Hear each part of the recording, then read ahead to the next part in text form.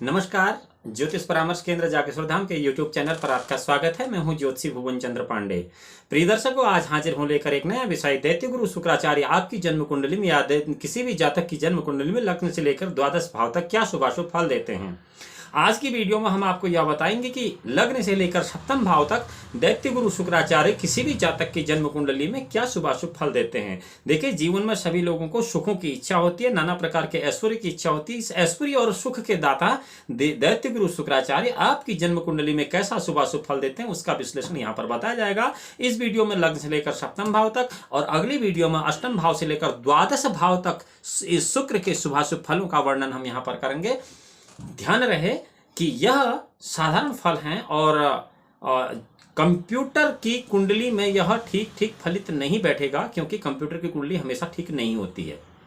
इसलिए और यदि यह शुभाशुभ फल आपकी जन्म कुंडली पर ठीक नहीं बैठ रहे हैं तो आपको यह ध्यान रखना चाहिए कि आपकी जन्म कुंडली क्या गणितागणित सही बनी हुई है अथवा नहीं। प्रिय दर्शकों, यदि आप इस चैनल पर नए हैं और आप ज्योतिष की जिज्ञासा रखते हैं तो आप ज्योतिष परामर्श केंद्र जागेश्वर धाम के YouTube चैनल को लाइक करें, सब्सक्राइब करें और बेल आइकन का बटन केवल इसलिए दबाएं कि ज्योतिष संबंधी विशुद्ध जानकारी आपको सोशल मीडिया प्लेटफॉर्म पर सबसे पहले अविलंब प्राप्त हो।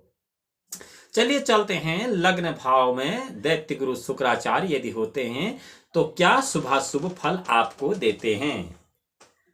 अत्य अर्थस्या अर्धलाभं चितिसान्दसस्ये च सञ्चयस्सौख्यलब्धे हर्षोत्कर्षवेश पूर्व संगर्वं दैत्यामात्यो मूर्ति अदीह। अर्थात दैत्य गुरु शुक्राचार्य यदि किसी जातक की जन्म कुंडली में लग्न स्थान में होते हैं या प्रथम स्थान में होते हैं तो ऐसा जातक राजा से अत्यधिक द्रव्य लाभ करता है। अर्थात लग्न में शुक्र होने वाला जातक सरकारी नौकरी करता है और बहुत उच्च पद पर होता है। वंश की वृद्धि होती है, उसके बहुत बड़ी, उसे सुख की प्राप्ति होती है, उसके घर में नित्य उत्सव रहते हैं और वह गर्वित व्यक्तित्व का व्यक्ति होता है। इसमें कोई संशय नहीं है। अर्थात लग्न में शुक्र बहुत अच्छा शुभ फल देते हैं। परंतु प्रिय दर्शकों, आपको यह भी ध्यान देना चाहिए कि यह सभी लोगों के नियम लागू नहीं होता कि लग्न में बृहस्पति आपको अच्छा फल ही देगा।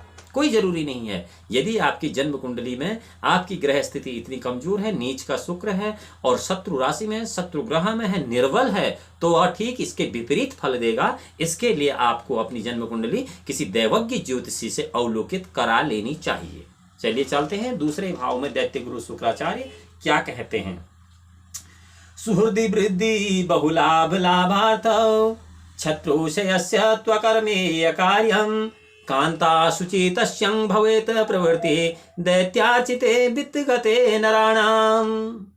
यदि दैत्यार्चित शुक्र वित्त भाव में हूं, द्वितीय स्थान में हूं, तो मित्रों की वृद्धि कराते हैं। अर्थात सभी लोग इनके मित्र बन जाते हैं। कोई प्रथम बार में इनको परदेशी भी मिल गया, उसे भी यह अपना मित्र बना लेते हैं और बहुधा इनको धन प्राप्ति, छोटे से भी काम में इनको बहुत ज्यादा धन की उपलब्धि हो जाती है। इनका शत्रु तो कोई होता ही नहीं है। जो शत्रु होता भी है तो वह इनसे मिलते ही मित्र में परिवर्तित हो जाता है और इनके कार्य की शीघ्र सिद्धि होती है। इसलिए ये उन लोगों का उपहास भी करते हैं जिनके कार्य विलंब से होते हैं। इनका मानना होता है कि जिस भी जातक के कार्य विलंब से हो रहे हैं वह काम करता ही नहीं है। ऐसा नहीं है महोदय। आपकी जन्म कुंडली में द्वितीय भाव में शुक्र हैं तो इसलिए आपका कार्य जल्दी सिद्ध हो जा रहा है। दूसरे जातक की कुंडली में दूसरे भाव में शुक्र नहीं है, इसलिए उसका कार्य सिद्ध नहीं हो रहा जल्दी।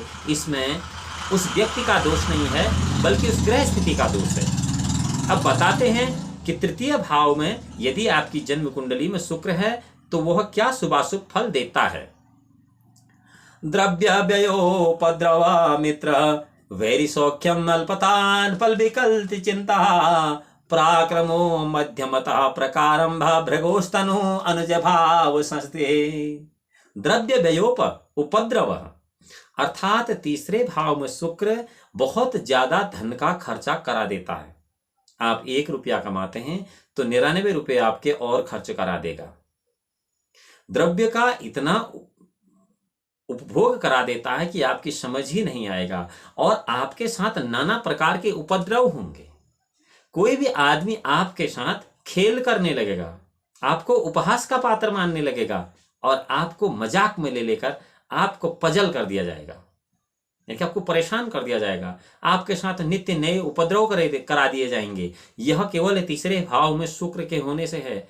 आपके जितने भी नातेदार रिश्तेदार हैं उनमें से नहीं के बराबर ऐसे होंगे जो आपसे मित्रता कर सकते हैं, अन्यथा सभी नातेदारों और रिश्तेदारों से आपकी लड़ाई ही होगी, इसमें कोई संशय नहीं। आपको सुख बहुत कम, दुख बहुत ज्यादा होगा। आपकी चिंता का तो कुछ कहना ही नहीं। जिस चीज का कोई अस्तित्व नहीं है उसके लिए भी आप अत्यंत चिंता करेंगे और आपका पराक्रम न तो अल्प होगा और न ही बहुतायत होगा, बल्कि आपका पराक्रम मध्यम होगा, चाहे वह शारीरिक हो, पारिवारिक हो, राजनीतिक हो, आर्थिक हो या किसी भी संबंध में हो। लेकिन प्रिय दर्शकों, यहां यह ध्यान रखने की बात है कि तृतीय भाव में शुक्र यदि स्वराशि का है, उच्च का है, मित्र राशि में है और दिग्बली काल बली है, तो इसके विपरीत फल होंगे। यह आपको जानना चाहिए।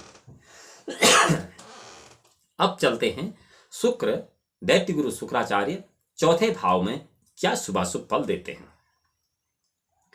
आरोग्यस्याद वैभव भूमिपाल मित्र क्षेत्रोद्यान सौख्यानि नूनम नानामानश्चापि योग अल्पवधि दैत्याचार्ये तुर्य भावोपपन्ने। यदि दैत्य आचार्य शुक्र तुर्य भाव चतुर्थ भाव रसातल में है, चतुर्थ स्थान में है, तो आरोग्यता होती है, राजा से ऐश्वर्य की प्राप्ति होती है। चौथे भाव में शुक्र जिसका होता है वो निरोगी काया का होता है, उस आदमी को किसी प्रकार का रोग नहीं होता है। मित्र से, घर से और बहुत प्रकार के फल उद्यानों से सुख, बाग बगीचों का सुख और नाना प्रकार के मान से योग की वृद्धि होती है। अर्थात समाज में चौथे भाव में जिस भी जातक का शुक्र हो वह समाज में अत्यंत प्रतिष्ठा पा जाता है, चाहे वह कर्म किसी भी प्रकार का करे। चतुर्थ भाव का शुक्र उसे यश और मान तो दिला ही देता है। परंतु यहां इतना खुश होने की जरूरत भी नहीं है, क्योंकि अगर ये इस ग्रह की स्थिति विपरीत है तो यह विपरीत फल देगा। यहां पुनः आपको अवलोकन कराना चाहिए अपनी कुंडली का किसी देवज्ञ से। चलते हैं पांचवें भाव में देवगुरु बृहस्पति किस प्रकार के शुभाशुभ फल देते थे, उसके बाद दैत्य गुरु शुक्राचार्य क्या शुभाशुभ फल देते हैं। कलत्र पुत्रोत भव सौख्यं विद्या विज्ञान कौशल्यमति प्रभृति विचित्र मंत्रागम संगमम स्याद धृगो तनुजे संस्थे। यदि शुक्र तनुज स्थान में अर्थात पंचम भाव में है तो पुत्र से, स्त्रियों से सुख, विद्या, विज्ञान, कौशल्यता, बुद्धि की वृद्धि, अनेक मंत्र और शास्त्रों का अभ्यास करने वाला पंचम भाव में जिस व्यक्ति के शुक्र होता है वह मंत्र शास्त्र का जानकार और बहुत बड़ा तांत्रिक जिसे हम लोग कहते हैं वह बन सकता है, बशर्ते कि वह अपनी विद्या का सदुपयोग करे। पंचम भाव का शुक्र नाना प्रकार के सत्कर्म कराता है। पंचम भाव का शुक्र नाना प्रकार के वेदाभ्यास कराता है और पंचम भाव का शुक्र संस्कृत का प्रकांड विद्वान बनाता है। पंचम भाव में शुक्र यदि बली है, स्वक्षेत्री है, स्वउच्च का है, स्वराशि का है और पंचम भाव में यदि शुक्र मालव्य नाम का योग पंच महापुरुष योग बनाता है तो समझिए ऐसा जातक बुद्धि विशेष में बहुत आगे होता है। उसका कोई भी ऐसा जातक उसके समतुल्य नहीं हो सकता है जो कि बुद्धि के क्षेत्र में हम उसे यदि उसकी तुलना कर दें। अब बात आती है कि दैत्य गुरु शुक्राचार्य यदि जन्म कुंडली के छठे भाव में है, आपकी ही जन्म कुंडली में या किसी भी जातक की जन्म कुंडली में, तो वह क्या शुभाशुभ फल देते हैं छठे भाव में दैत्य गुरु शुक्राचार्य। अनिल भीति तरनीति मति ध्रुवम रिपुचयो अपि धनस्य च ग्रह सुखन कदापि सरेणामुशन सिद्धि संप्रति विशालातम भृगुसुतोयम।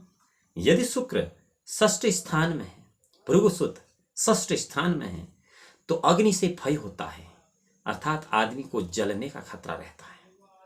यदि शुक्र काल बली, दिग्बली है और नीच का भी है, छठे स्थान में है, पूर्ण बली है, शुक्र की महादशा अंतरदशा चल रही है और लग्नेश बहुत कमजोर है, तो ऐसी स्थिति में जातक की जलने से मृत्यु भी संभव हो जाती है।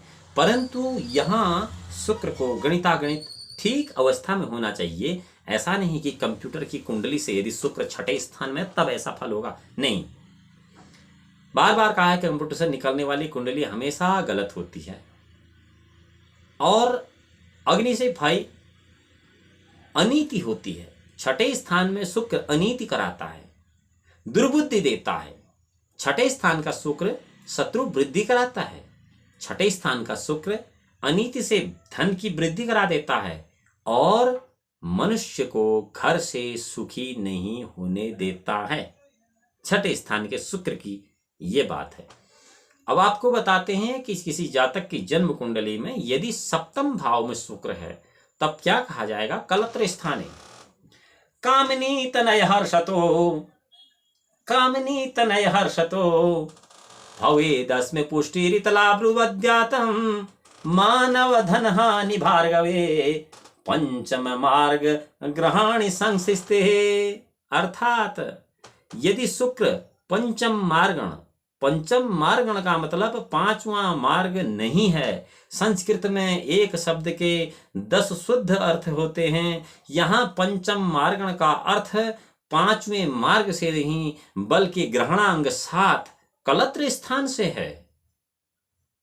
इसलिए संस्कृत व्याकरण बहुत दुसाध्य है।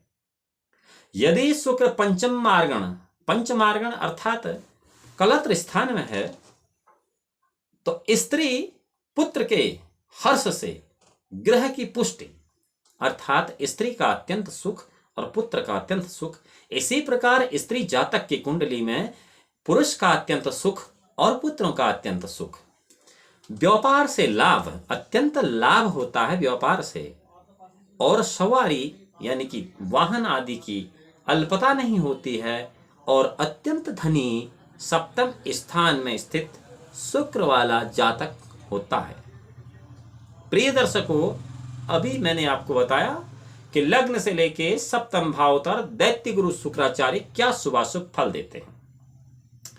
अगली वीडियो में हम आपको बताएंगे कि 8वें भाव से लेकर 12वें भाव तक दैत्य गुरु शुक्राचार्य आपको क्या शुभाशुभ फल देते हैं जन्म कुंडली में, और उसी वीडियो के अंत में हम आपको उपाय बताएंगे। लेकिन उन जातकों का क्या होगा जिनका लग्न से लेकर सप्तम भाव तक ही शुक्र है और वो आगे की वीडियो नहीं देखना चाहते, अपना निदान जानना चाहते, क्यों उनको इंतजार कराया जाए, उनके लिए बता देते हैं। हिमकुंद मृडलाभम दैत्यानाम परमम बृहस्पतिम सर्वशास्त्रम प्रवक्तारम भार्गवम प्रणमाम्यहम। हिमकुंद मृडलाभम दैत्यानाम परमम गुरुम सर्वशास्त्रम प्रवक्तारम भार्गवम प्रणमाम्यहम। इस मंत्र का जाप सुबह शाम 3-3 माला यदि आप सविधि करें तो दैत्य गुरु शुक्राचार्य लग्न से सप्तम भाव तक किसी भी प्रकार का अनिष्टकर फल देने के बजाय अनुकूल होकर आपकी जन्म कुंडली में आपको शुभ फल देने लगेंगे। इसमें कोई संशय नहीं है। अगली वीडियो में आपको बताएंगे कि लग्न सप्तम भाव से द्वादश भाव तक, अष्टम भाव से द्वादश भाव तक दैत्य गुरु शुक्राचार्य क्या शुभाशुभ फल देते हैं। भगवान भोलेनाथ आपका परम कल्याण करें। तब तक के लिए नमस्कार।